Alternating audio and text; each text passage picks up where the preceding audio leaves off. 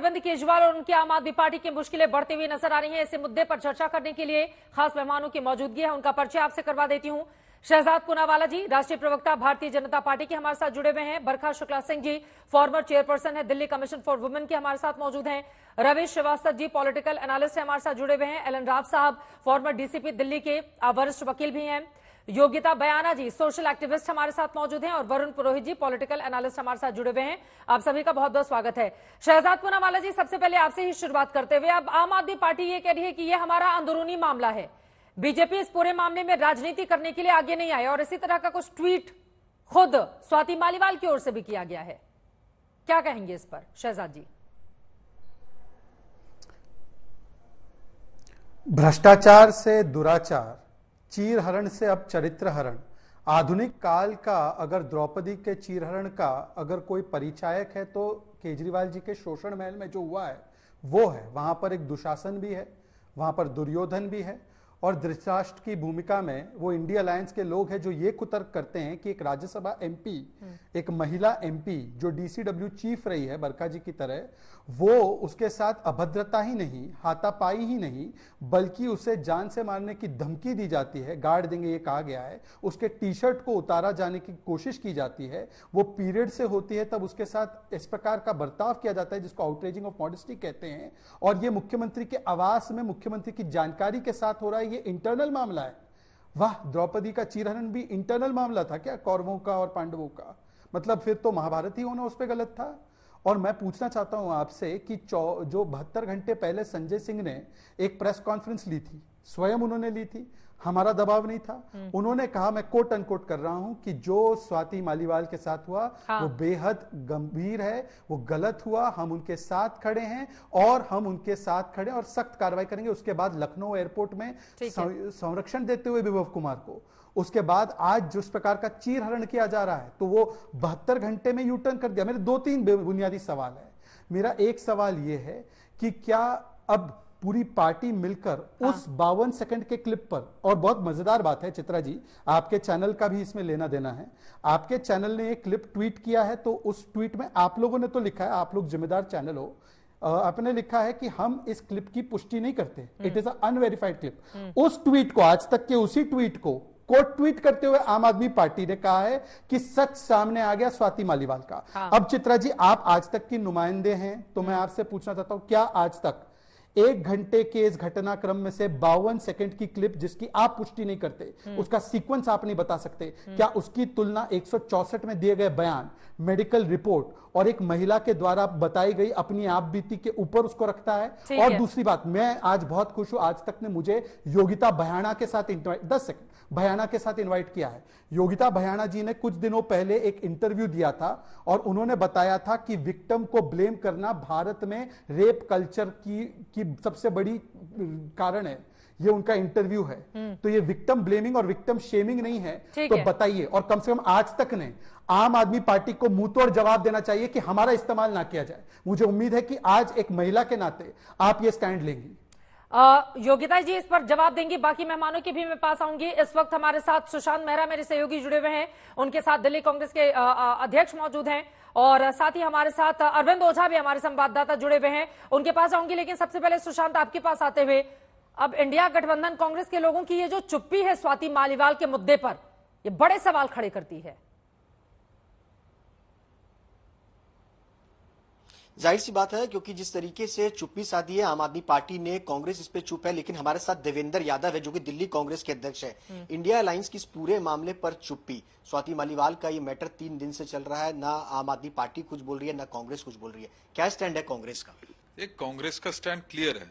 कांग्रेस हमेशा, अगर किसी भी महिला के साथ देश के किसी भी कोने में अगर कोई अत्याचार होता है, कोई उसके साथ दुर्व्यवहार होता है, तो कांग्रेस उसके साथ खड़ी है। लेकिन जैसा हम जानते हैं कि मालीवाल जी का पिछले 2-3 दिन से चर्चा में जरूर है, लेकिन आज सवेरे वो कोर्ट में जाकर उन्होंने अपना बयान दर्ज कराया है। लगातार कोशिश हो रही थी वो अपना बयान दें, अपना किसी भी तरीके से एफआईआर दर्ज कराने की इनिशिएट करें, लेकिन क्योंकि आज सवेरे उन्होंने ये इनिशिएट किया है, उन्होंने आरोप लगाया है, मुझे पूरी उम्मीद है कि दिल्ली पुलिस इसके ऊपर तुरंत कार्रवाई करते हुए इसकी इन्वेस्टिगेशन करेगी। और इन्वेस्टिगेशन में यदि कोई भी इसमें दोषी पाया जाता है तो निश्चित ही उसके खिलाफ कार्रवाई की जानी चाहिए। इंडिया अलायंस के पार्टनर हैं अरविंद केजरीवाल, चुप्पी साधे बैठे हैं। कल राहुल गांधी की एक बड़ी रैली है दिल्ली में चुनावों को लेकर के। अरविंद केजरीवाल को क्या न्योता दिया गया है इस पूरे घटनाक्रम के बाद? नहीं, इसमें मैं स्पष्ट करता हूं कि ऐसे कोई स्थिति नहीं है। राहुल गांधी जी का प्रोग्राम आया था, जब तक ये मालूम नहीं था कि केजरीवाल जी यहाँ रहेंगे कि नहीं रहेंगे, लिहाजा उनको कोई इसके लिए इन्विटेशन पहले से नहीं गया था। और क्योंकि ना देने की वजह क्या स्वाति मालीवाल माना जाए, जो कि पिछले 3 दिनों से लगातार चल रहा है? निश्चित ही नहीं। देखिए, 3 दिन पहले हमने केजरीवाल जी ने एक रोड शो किया है जहांगीरपुरी में इंडिया गठबंधन के लिए, जिसमें कांग्रेस के प्रत्याशी सब मौजूद थे। लेकिन क्योंकि ये कार्यक्रम प्री प्लान था और राहुल जी को आना था, जिस समय उनको समय मिला तो उसी समय इसको आयोजित किया जा रहा था। इसका इससे कोई लेना देना। लेकिन मैं फिर कहना चाहता हूं, अगर कोई भी आरोप साबित होते हैं तो कांग्रेस हमेशा से किसी भी महिला के अत्याचार के खिलाफ है।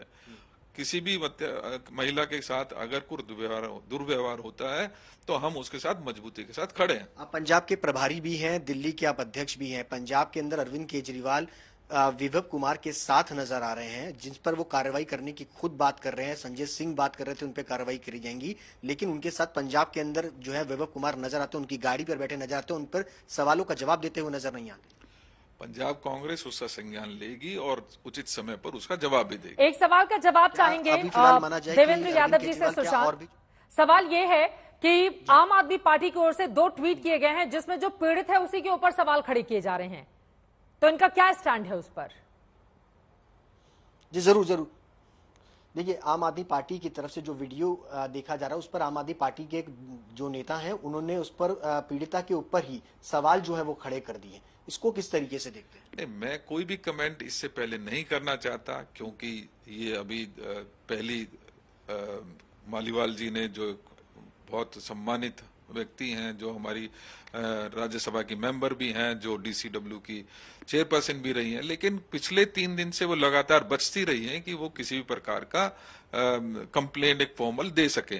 आज उन्होंने कंप्लेंट दी है, मुझे पूरा विश्वास है कि जैसे ही इसके ऊपर एक वक्त था जब आम आदमी पार्टी स्वाति मालीवाल को लेकर के तमाम ट्वीट करते थे, तमाम चीजों की स्वाति मालीवाल ने इतने जो है अनशन करे, इतने मुद्दे उठाए, लेकिन आज उन्हीं की एक वीडियो को लेकर के तमाम पार्टी के जो लोग हैं उनके खिलाफ नजर आ रहे हैं, उनके ऊपर आज सवाल खड़े कर रहे हैं।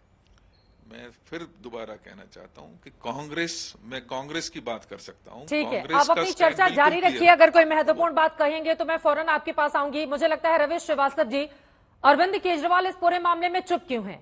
यह महिला सुरक्षा के मुद्दे पर या महिला शोषण के मामले में क्या 2 चेहरे हो सकते हैं एक पार्टी के? रविश श्रीवास्तव जी, जब महिला पहलवानों का मामला होता है तो बीजेपी को लेकर खूब हंगामा, नारेबाजी और लगातार प्रदर्शन किए जाते हैं।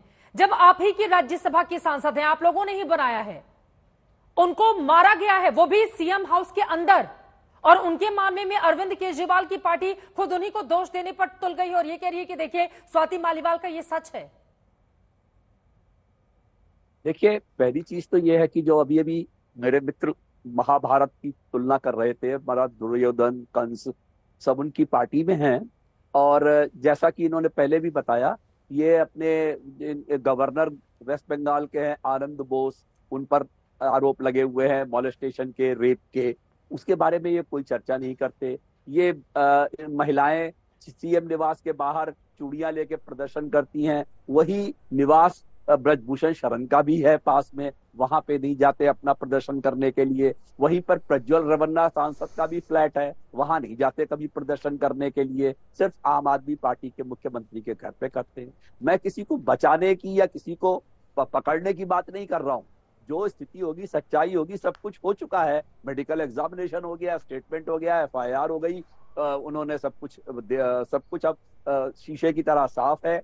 कागज आपके आ चुके हैं, जो भी है सरकार कोर्ट के सामने आ चुके हैं, 164 CRPC में बयान हो चुका है, सब कुछ स्पष्ट हो गया है जो कुछ स्वाति मालीवाल को कहना था।